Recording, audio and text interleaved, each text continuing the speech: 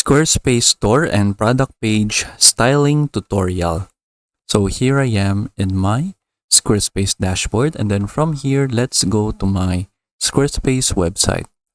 So we can click website right here and we can go to my Squarespace store. So we can just click shop right here, and then here is my Squarespace store.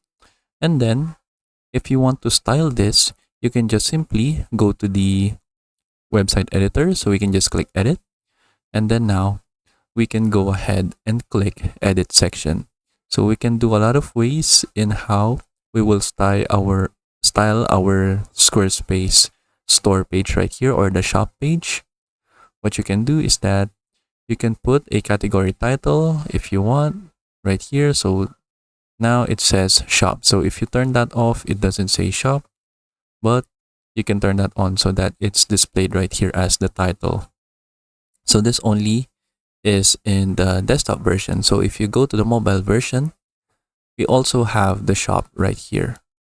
So we can click edit section, and then you can turn this off if you want, and then we can turn that on.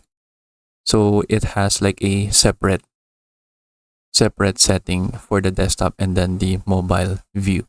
And then for the breadcrumbs right here, it depends on how you have set up your website. So we don't really see any difference right here when we turn off or turn on the breadcrumbs.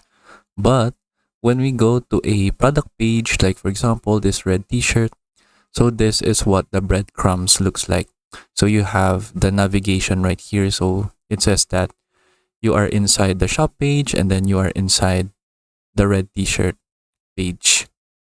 So you can see right here, the product navigation uses breadcrumbs, but if we put that as none, you will see that it is removed right here. But if we turn that on, we can see it back right here. And then let me just go back to the shop page. Then from here, we can go ahead and do some other things. Like for example, right now, we don't have the add to cart button. So you can also add it right here so that the users don't need to go inside of the product page in order to add the item to the cart. So it depends on your preference if you want to add this immediately or not, like this. You can also include the price right here or not by just turning it on or off. Then for the filters, so for example, if you have like filters for your page, you can go ahead and use the filters right here. So for example, you can apply like specific tags to the page right here so that it will only display, like for example, new arrival tags like that. But I'm not going to use this since I can just use categories for that. So this depends on a specific use case. So maybe you might want to hide like limited items using the filters, or you might have like some seasonal items that you want to show right here. Next, for the design, currently we're using the grid layout. So you can change the layout. It's either to a list layout or to a grid layout. So just choose your preference. And then for the form style, so this depends if you have like a specific variant for your product. So for example, if I add the add to cart button, the quality t-shirt has a form right here where they can choose different sizes. So for the other products, I haven't set it up yet, so that's why it doesn't have this option right here. And then if I go to edit section, you can change the form style right here, like for example that one or this one, and then you will have a bunch of different choices right here in what you want to use. Moving on, we also have the section header. So the menu placement is at the top. You can also put it to the side if you want right here. So if you have like different categories, you can display it like this or like this. It depends on your preference. And then for the category style, it's either you have this sub navigation or you have like this drop down menu. So I prefer having this sub navigation right here. Then for the text alignment, you can align it to the center, to the side, or to the right, like that. Moving on, you can also change the button style right here. So right now I'm using the primary button. You can choose secondary button and tertiary button. So this depends if you put like a different style for your buttons right here in color. So let's move on for now. And then for the columns, right now I'm using 2 columns. You can make it 3 columns if you want, like that, or 4 columns is the maximum. So just choose what you prefer. So I prefer having these 3 columns. Then for the column spacing, you can have like a small spacing right here, or a medium, or a large spacing per each product. You can also do that to the row spacing. So right now I have a custom row spacing. You can also just choose small, medium, or large right here. And then you can also just use the custom spacing right here if you don't like the default spacing. Like you can see it right here as well.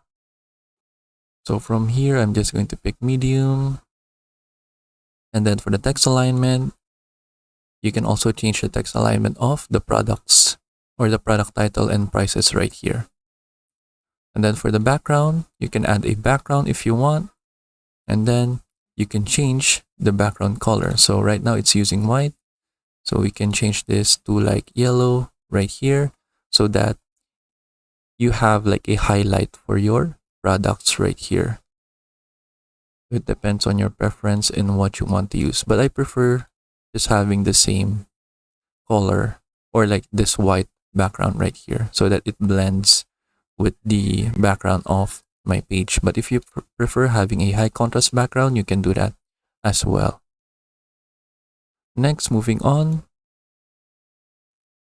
For the corners, this will be the corners of your products right here, like this square right here.